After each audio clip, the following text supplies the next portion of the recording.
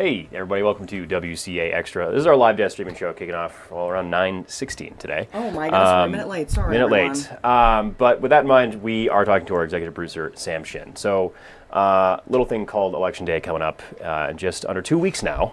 Sure is. Which for people getting out, that's just headed to the polls. But for us, it's very much a Super Bowl type effort. Weeks of lost sleep. Yeah. Yeah, a lot of work, but we're getting down to it. We're getting there. It's going to be great, hopefully. Yeah. And you have a significant hand in putting a lot of this together. So we really want to touch base with what that looks like, especially as we have some debates coming up here as well. Yeah, so our debates are coming up this week. Yeah.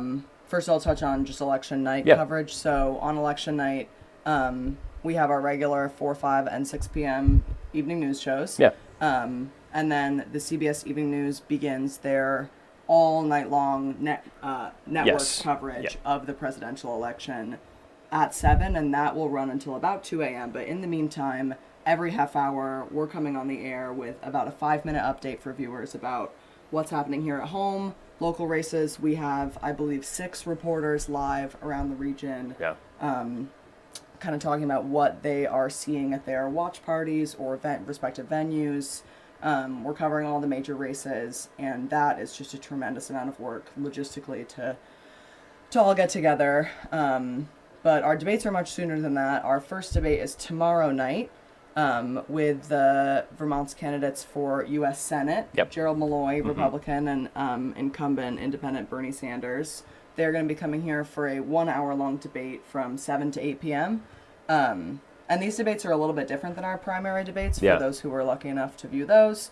Those debates were only half an hour long. These ones are an hour long. So the candidates have more of an opportunity to dive deeper into the big issues, longer questions, longer answers.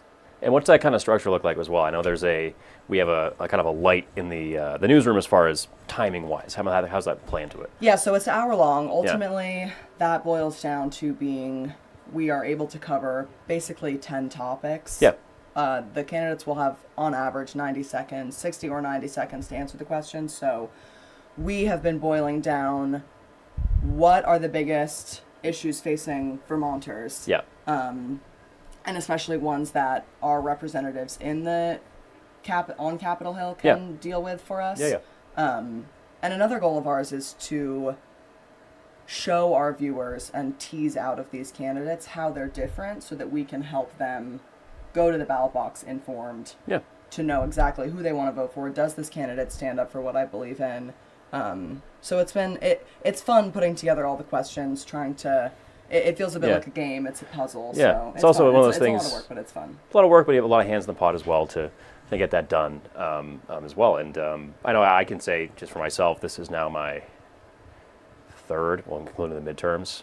He's an old man. Yeah, I'm a little old, but it's just my second. I don't remember second results election, man. but yeah, it's election day is.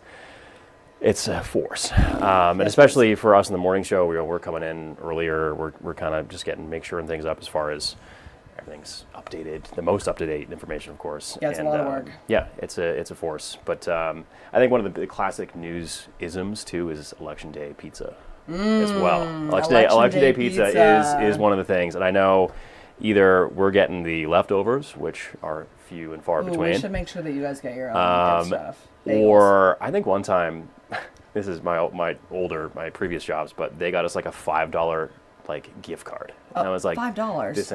This ain't.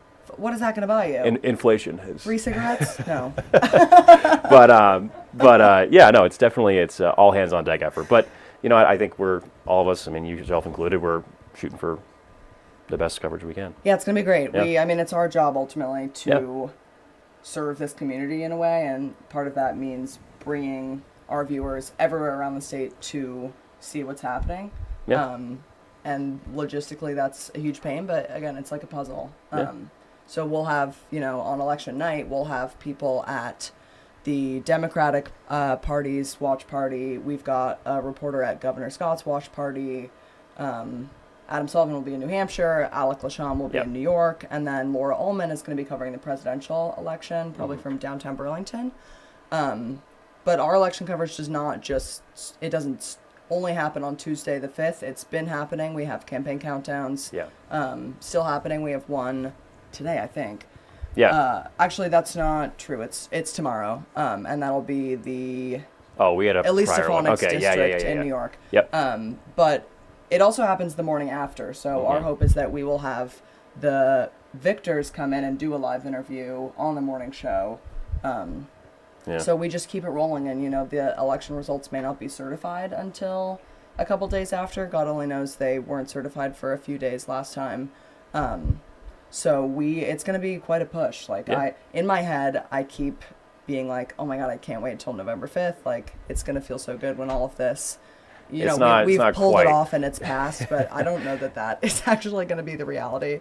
So we'll keep it pushing. Like we'll be on guard also to be taking special reports at any point. Yeah. I don't know how much that affects you guys, but it sometimes it does, especially when we get a call from our what's it called national news, and they're like, hey, we're taking a special report. And it's like kind of like, hey, we're gonna take full into that. So but anyway, so I just want to rattle off one more time just before we get off here some key dates as far as the debate goes, and then obviously we'll head to the polls. So what we have Thursday night is the U.S. Senate debate with Gerald Malloy and Bernie Sanders, and all these debates run from 7 to 8. So that means that the Channel 3 news at 6 is from 6 to 6:30.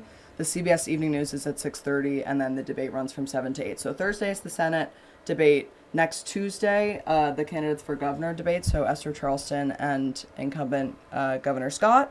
And then on Wednesday, the following day, the lieutenant governor candidates debate, so John Rogers and David Zuckerman.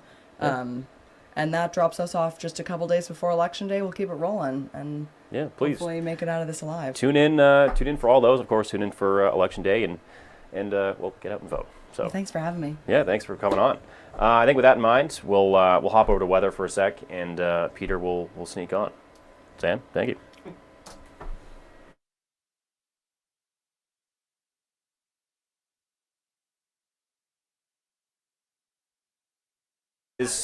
I don't know anything about.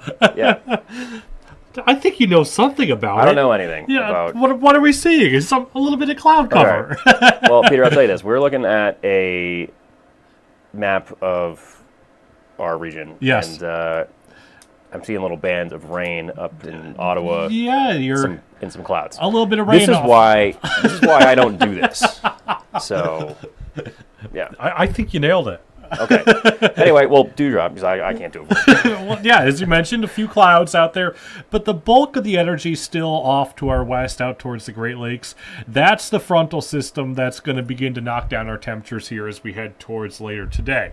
For now, though, closer to home again, most of us starting off the day with a good amount of sunshine out there. We're going to keep that sunshine going into the fair share of the day today. Really, the bulk of the clouds really shouldn't begin to make their arrival here as we head towards later this afternoon. Even, I think most of us probably going to keep a good amount of sunshine going into the evening hours today. Just after sunset, that's when we start to see more and more clouds. Each and every model run of Futurecast has basically lessened the amount of precipitation out there. So as we head through the course of the night tonight, there might be a few spotty rain showers here and there, but it really looks like the bulk of us are going to stay primarily dry into your day tomorrow. We start off the day with a bit of cloud cover, but we get that sunshine going here as we head towards tomorrow afternoon as well as tomorrow evening. Temperatures, though, definitely going to be cooler. Here is the view from outside of our studios right now. You can actually see the wind blowing. There is the view of the American flag kind of blowing there in the distance, and we're going to keep those breezy conditions here as we head through the course of the day today, especially in the Champlain Valley.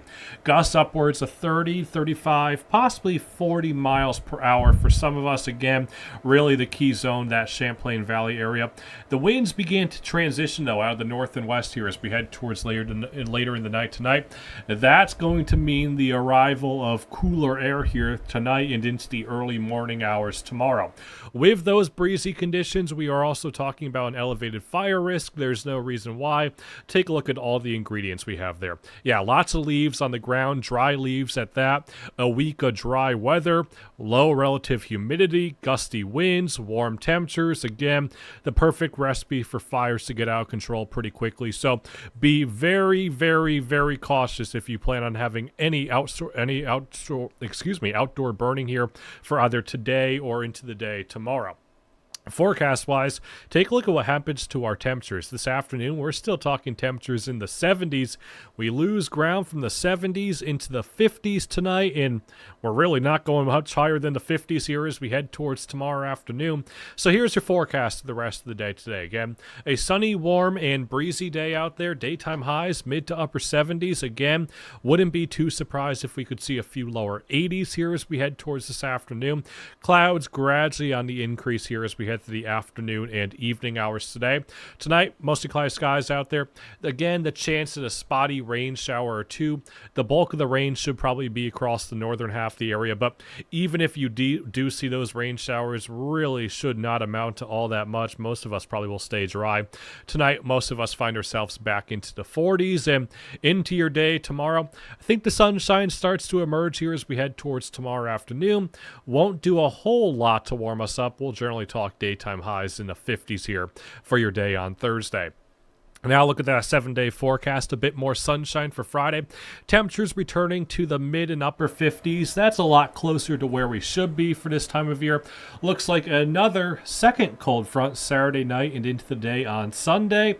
What's that going to do to our temperatures? Even cooler for Sunday. I think we're talking temperatures stuck in the 40s here for most of us for daytime highs, but we gradually climb back into the 50s here and maybe even the 60s once again as we head towards the start of next week. So right now we're kind of on a temperature roller coaster. We're probably going to lose 20, 25 degrees of temperature, or 20, 25 degrees of temperature over the next 24 hours or so. So it's definitely fallen off a cliff there. You know what I mean? Really is. I was pretty warm going to bed last night. I think I've made peace with the fact that I don't really need the AC too much now, but it's definitely a little warmer.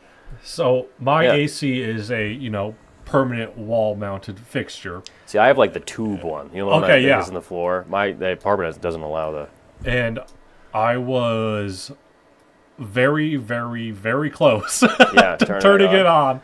I mean, I don't know. It's definitely shifting seasons. We'll put it that way. So, back to where we should be for this time of year. Back to reality. Yeah, thank you, Peter. I think it does it for us here on WCAX. Of course, you can see all of our content, especially our campaign content. Let's go, of course, tune in for those dates that Sam had just mentioned a few minutes ago. Yep. But with that in mind, I'll let you guys go. You can see us, Peter and I, both at noon. You can see our evening shows and all of our stuff online. Yep. With that in mind, see you later.